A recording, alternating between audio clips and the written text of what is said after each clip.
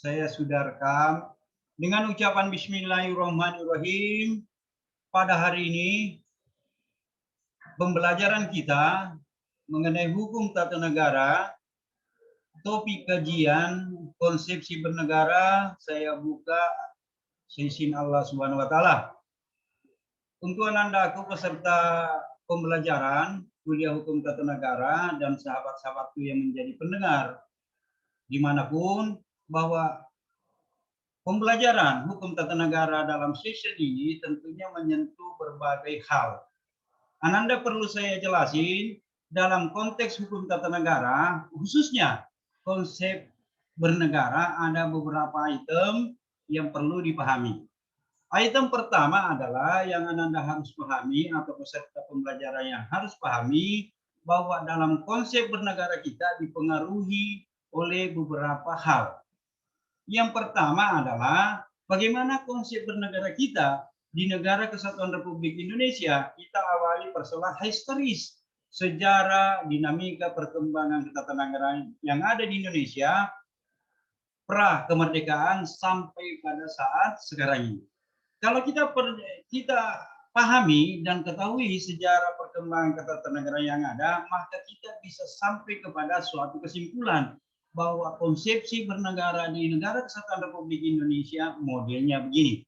Yang pertama harus dipahami adalah sejauh mana Ananda pahami persoalan pemberlakuan secara positif konstitusi yang pernah berlaku di Negara Kesatuan Republik Indonesia. Saya mereview kembali pembelajaran awal bahwa konstitusi yang pernah berlaku itu ada 5 konstitusi semenjak Indonesia merdeka sampai saat sekarang ini. Baik secara positif maupun yang telah diberlakukan dan setelah pada zaman reformasi dilakukan amandemen Undang-Undang Dasar 1945. Yang pertama adalah konstitusi di bawah naungan rezim pada saat itu, penguasa pada saat itu adalah Presiden Soekarno. Diberlakukanlah Undang-Undang Dasar 1945 awal kemerdekaan kita. Dan yang kedua, ada konstitusi yang merubah bentuk dan sistem pemerintahan yang ada, yaitu pada tahun 1949. Yaitu pada saat diberlakukan secara positif Konstitusi Republik Indonesia Serikat. Konsekuensi pemberlakuan Konstitusi Republik Indonesia Serikat merubah norma dan asas, bentuk dan susunan negara. Kalau kita bertanya lebih jauh, sejauh mana perubahan? Satu contoh, bahwa dalam perubahan bentuk dan susunan negara itu, negara Indonesia masuk dalam tataran penerapan Republik Indonesia Serikat. Republik Indonesia Serikat berbeda dengan susunan negara kesatuan. Dalam pemberlakuannya itulah ada dikatakan negara Indonesia Timur yang ada di Sulawesi Selatan.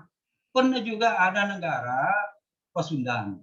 Pernah juga ada negara Sumatera. Pernah juga ada negara Borneo. Di samping negara-negara bagian yang ada itu, berdiri sendiri juga Republik Indonesia. Jadi Republik Indonesia pada saat itu hanya salah satu negara bagian pada saat pemberlakuan Konstitusi Republik Indonesia tahun 1949. Itu pemberlakuan konstitusi yang kedua.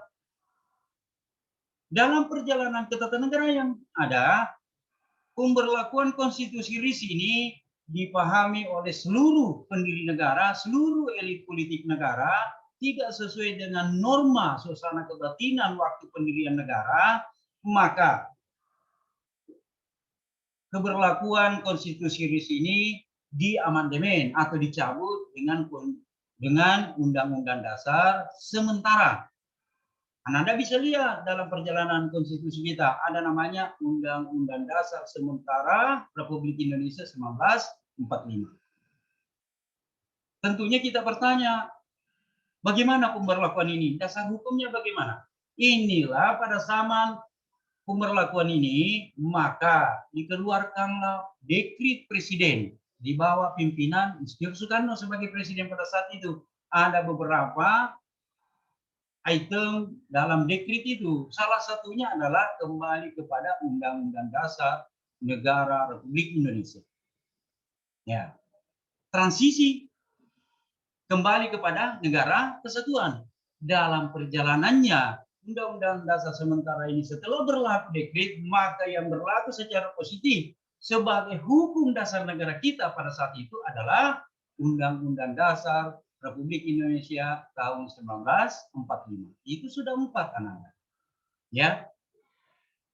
Perjalanan kembali mengalami dinamika pada saat tahun 1998. Mungkin Ananda pada saat itu baru SMP atau baru SMU. Yaitu dikenal ada namanya reformasi secara menyeluruh ketatanegaraan yang ada. Atau menata kembali konsep ketatanegaraan yang ada dengan dilakukannya amandemen Undang-Undang Dasar 1945 dengan melahirkan satu undang-undang dasar yang dinamai atau disebut dalam keberlakuan secara positif yaitu Undang-Undang Dasar Negara Republik Indonesia. Ini zaman presiden pada saat itu adalah Insinyur Habibie. Masuklah transisi kekuasaan melalui pemilihan, Habibie tidak mencalonkan diri, terpilihlah Abdurrahman Wahid yang dikenal keseharian kita sebagai Gus Dur. Tapi cara pemilihannya juga berbeda saat sekarang. Contohnya waktu Gus Dur, Ibu Megawati menjadi presiden dipilih oleh MPR. Ya kan? Setelah dipahami bahwa perjalanan ketatanegaraan itu dan berlakunya Undang-Undang Dasar yang telah diamandemen, maka digulirkanlah, maka dilaksanakanlah pemilihan umum pertama kali setelah dilaksanakan amandemen, yaitu terpilihnya Susilo Bambang Yudhoyono sebagai Presiden Republik Indonesia.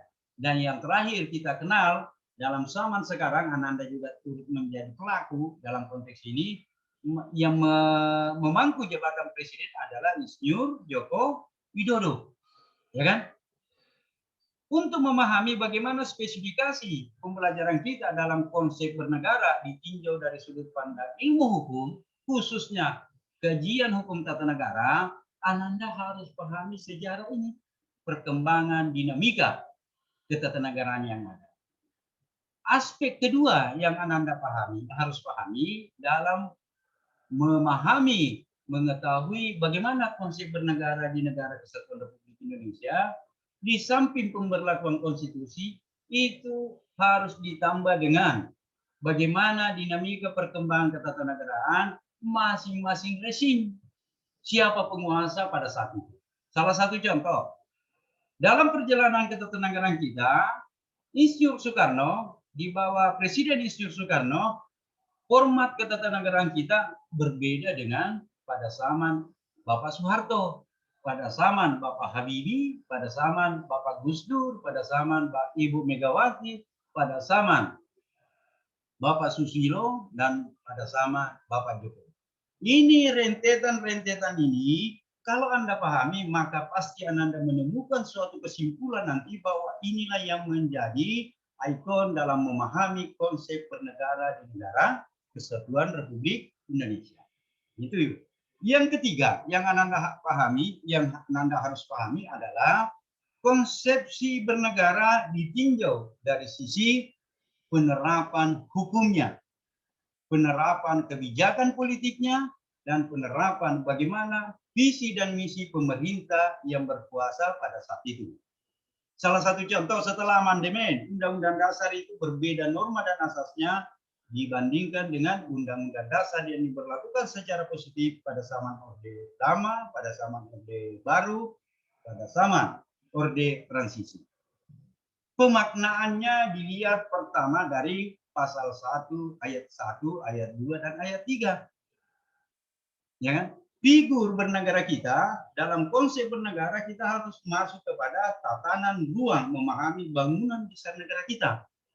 Ada 3 komponen bangunan negara kita, karena banyak komponen, tapi spesifik dalam kajian hukum tata negara saya mengambil 3. Yang pertama, bangunan negara Republik Indonesia, negara kesatuan Republik Indonesia yang kita cintai sebagai salah satu sarana kita untuk bersinergis antara personal, masyarakat dengan negara, konsepsi negara hukum ini menjadi landasan utama. Tentunya, Ananda bertanya, peserta bertanya, bagaimana melihat Pak, bahwa konsepsi bernegara dalam figur bangunan besar negara itu yang pertama adalah konsepsi negara hukum. Kita pahami bahwa dalam pengelolaan negara, pelaksanaan pemerintahan harus mengacu kepada tatanan hukum yang berlaku positif. Justifikasi konstitusi Ananda bisa lihat di pasal 1 ayat 3. Secara tekstual diamanatkan dan diperintahkan oleh penguasa dalam mengelola negara dan melaksanakan pemerintahan harus tunduk dan taat pada tatanan aturan hukum yang positif. Namanya kita kenal dalam ilmu hukum asas legalitas. Pasal 1 ayat 3 secara tekstual berbunyi, Indonesia adalah negara hukum. Dipahami Ananda selaku peserta mata kuliah ini dan peserta pembelajaran teman-teman yang lain yang turut berpartisipasi sebagai pendengar, bahwa Indonesia adalah negara hukum tentunya meletakkan fondasi. Kita adalah mengadop konsep negara hukum yang berlaku di negara kita. Walaupun dalam hal pembentukan konsep negara hukum, kita senantiasa bersentuhan dengan konsep negara hukum yang berlaku secara general di dunia ini. Yang pertama, secara general ada konsep negara hukum yang dikembangkan oleh negara-negara Eropa kontinen, yaitu konsep negara hukum yang bentuknya atau teorinya adalah Rechtsstaat. Tentunya kita lagi secara detail menelisik kenapa kita bisa mengacu ke situ. Konsep negara hukum Rechtsstaat. Nah, disinilah aspek pemahaman kita harus jelas. Rechtsstaat yang dikembangkan oleh negara-negara Eropa kontinen bersentuhan langsung dengan negara-negara kita, negara kita, karena kita pernah mengalami penjajahan. Tentunya penjajahan yang kita alami dalam konsep ini, negara penjajah secara tidak langsung bukan hanya mengeksploitasi sumber daya alam kita, mengeksploitasi sumber manusia kita, tapi yang utama adalah penerapan sistem hukum yang berlaku, yaitu negara sistem hukum Rechtsstaat. Contohnya kita pernah dijajah oleh Belanda, ya kan? Pernah dijajah oleh Portugal, macam-macam. Pernah dijajah oleh Jepang. Konsep hukum yang diterapkan itu berbeda. Dan yang kedua, di samping konsep negara hukum Rechtsstaat, tentunya kita mengacu bahwa di dalam pemberlakuan negara hukum yang ada di pergaulan bangsa-bangsa, kita bersentuhan langsung dengan konsep the rule of law. Bagaimana the rule of law yang ada? Tentunya the rule of law dikembangkan dan diterapkan oleh negara-negara di Anglo-Saxon. Ya kan? Anglo-Saxon yang mana? Umpamanya negara-negara Inggris, Skandinavia, macam-macam. Ya kan? Anda harus pahami, kita juga senantiasa bersentuhan dengan itu. Kenapa? Karena tokoh-tokoh kita, sumber daya manusia yang ada di negara Kesatuan Republik Indonesia, banyak belajar di negara-negara itu. Tentunya setelah mereka pulang belajar, punya kualitas yang mumpuni dalam kajian ilmu hukum, menerapkan secara langsung, baik secara formal maupun informal. Ya kan? Dan yang ketiga yang Anda harus pahami, kita senantiasa bersentuhan dengan konsepsi negara Islam. Konsep Islam dalam menata negara itu bagaimana? Kita bersentuhan dengan itu. Karena dalam perjalanan ketatanegaraan, kita mayoritas orang yang memeluk agama Islam. Tentunya sarana untuk mengembangkan hukum yang ada, khususnya hukum Islam, masuk ranah ruang kehidupan setiap individu, setiap kelompok, setiap masyarakat dalam kehidupan bernegara kita. Ya kan? Nah, inilah dalam aspek pemahaman konsepsi negara dalam bagian kedua. Bagaimana melihat bahwa kita dalam hal ini tunduk dan taat konsep negara itu. Hal yang ketiga yang Anda harus pahami, konsep bernegara ini juga dipayungi oleh konsepsi dan teori demokrasi. Tentunya kita harus bertanya lebih jauh. Demokrasi, demokrasi, dan demokrasi. Dari mana sih landasan hukum demokrasi yang ada? Ini secara konstitusional kita bisa membuktikan Ananda. peserta pembelajaran yang sama. Bukti pertama, di dalam konstitusi itu diadopt. Bagaimana konsep demokrasi dalam klausul pasal 1 ayat 2 Undang-Undang Dasar Negara Republik Indonesia 1945. Bagaimana perintah dan amanat yang tertuang dalam klausul itu? Kedaulatan ada di tangan rakyat dan dilaksanakan menurut Undang-Undang Dasar. Itu pasal 1 ayat 2. Bahwa negara kita dalam pendiriannya, dalam perjalanannya senantiasa mengadop demokrasi. Karena kedaulatan senantiasa diletakkan pada rakyat. Kedaulatan senantiasa dilindungi oleh Undang-Undang Dasar.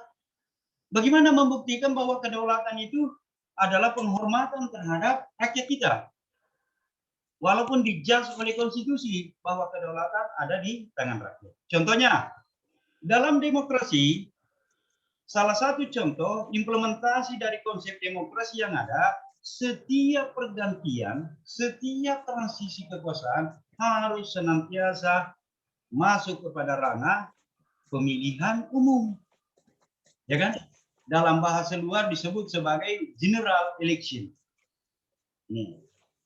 Salah satu contoh dalam konsep bagaimana penerapan Undang-Undang Dasar hasil amandemen, Presiden sebagai pemangku jabatan the number one di negeri ini, dia harus dipilih oleh seluruh rakyat Indonesia.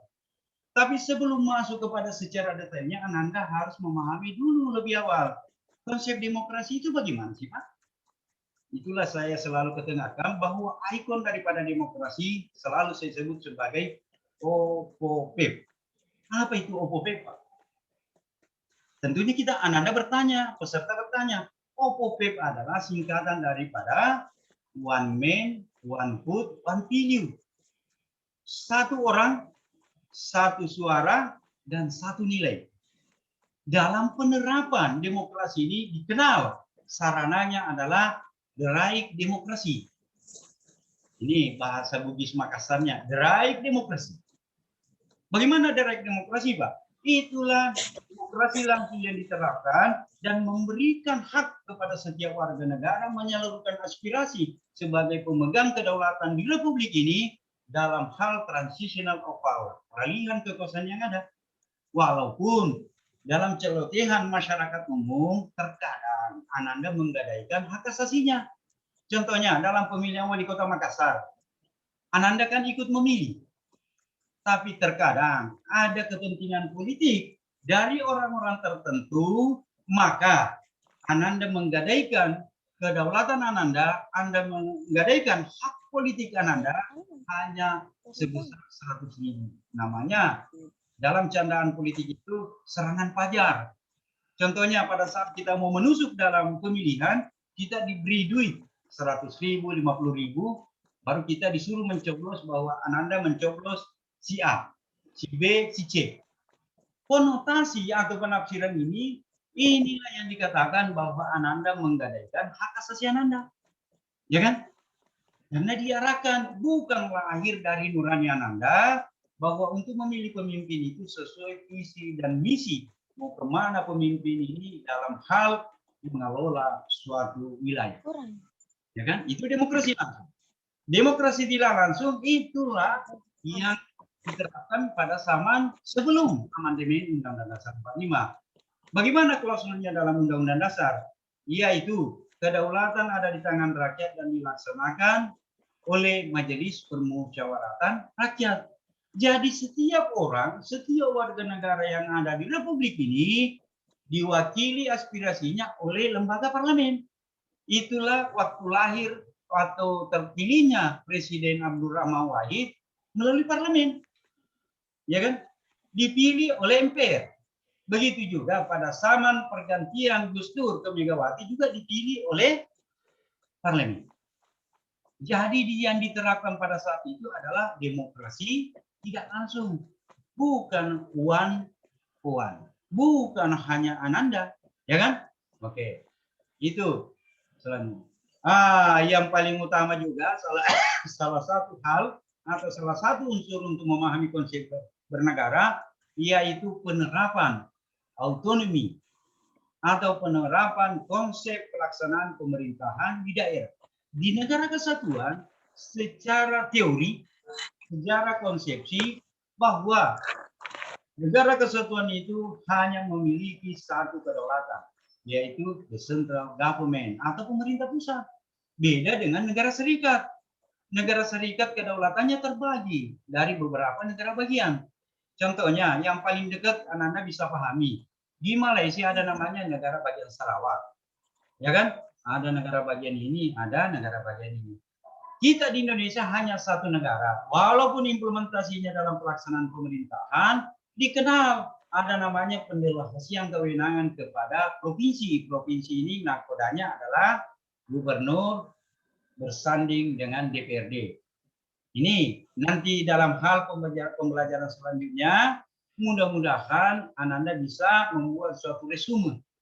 Nih, supaya di dalam hal ini kita pahami, Ananda bisa pahami materi ini secara langsung, dan Ananda bisa menyalurkan aspirasi, dan Ananda bisa mengemukakan pendapat dalam struktur dan logika berpikir Ananda.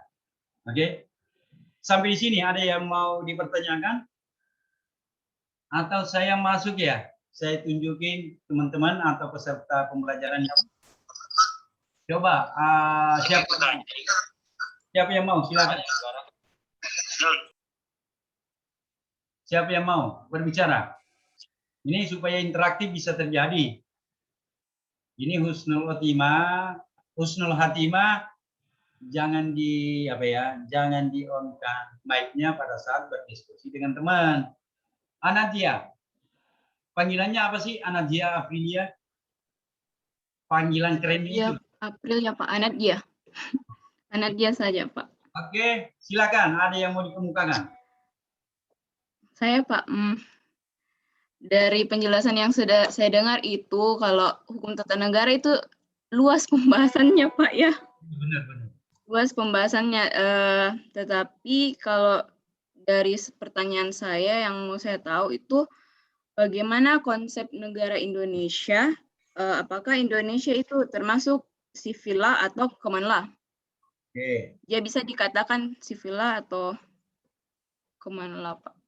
Oke, itu pertanyaan keren.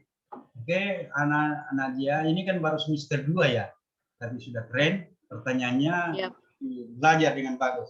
Oke, itu kalau berbicara persoalan civil law, ya, dan common law, itu sistem hukum, Nanda. The civil law berbarengan dengan konsep negara hukum restat, ya. Karena restat, negara hukum restat itu melahirkan suatu sistem hukum. Itulah yang disebut sebagai konsep dan teori sistem hukum the civil law. Civil law berkembang awalnya di tataran negara Eropa kontinen, ya. Sementara dalam konsep dan teori negara hukum the rule of law melahirkan sistem hukum. Itu yang disebut sebagai the common law. Tulisannya common law, ya. The common law. Beda ini dalam aspek penerapan, ya. Contohnya begini. Ada dalam sistem hukum itu, kalau dalam konteks the common law, yang didahulukan kalau ada terjadi kesalahan, terjadi kecelakaan, terjadi sengketa, yang didahulukan ada namanya mendahulukan in-book, textbook, aturan yang berlaku. Ya, kalau the civil law, dia mengedepankan itu bahwa Anda melanggar pasal ini. Baru ada aspek pembuktian. Sementara sistem hukum common law itu harus melihat dulu faktor-faktor yang mempengaruhi sehingga terjadinya tindakan yang melanggar aturan.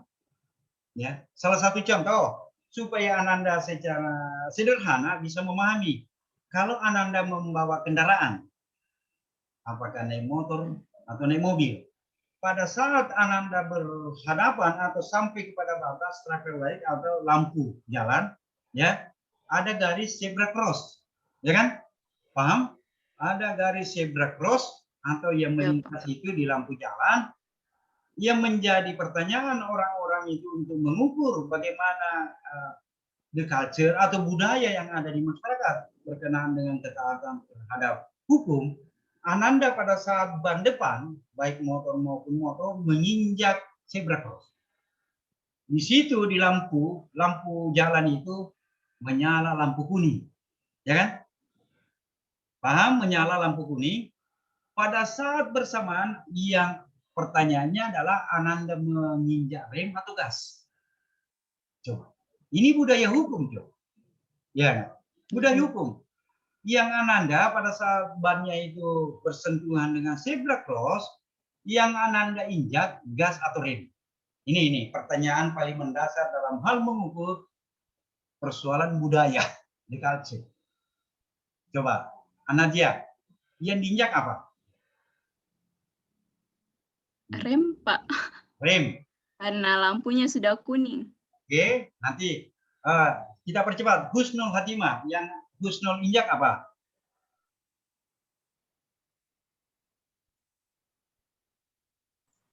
Rem, Pak. Oke, Ayu. Ayu Sahib atau Faradiba. Kita punya waktu sekitar 7 menit ke depan ya. Oke, itu terwakili ya.